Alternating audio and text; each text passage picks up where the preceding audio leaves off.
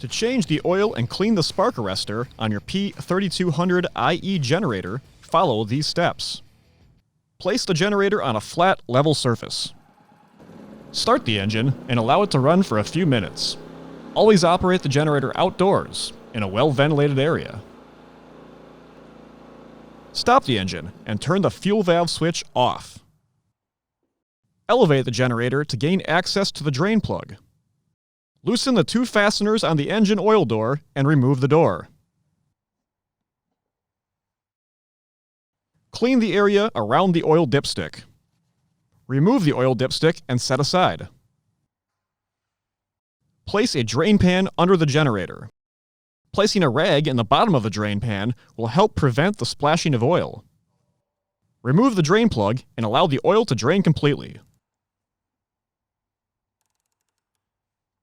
Avoid contact with hot oil to prevent the risk of burns. Inspect the drain plug and sealing washer. The sealing surfaces on the drain plug should be clean and free of burrs, nicks, or scratches. Reinstall the washer and drain plug. Wipe away residual oil. Insert the included funnel into the fill valve. Add the recommended oil to bring the level to the upper mark on the dipstick. Reinstall the dipstick completely. Dispose of the used oil properly at your local recycling facility.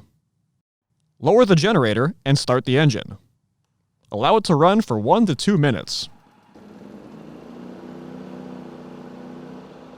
Stop the engine and inspect for leaks. Recheck the oil level on the dipstick and add oil as needed to bring the level to the upper mark on the dipstick. Reinstall the dipstick again and clean any residual oil off of the generator. Reinstall the engine oil door and tighten the fasteners until fully seated.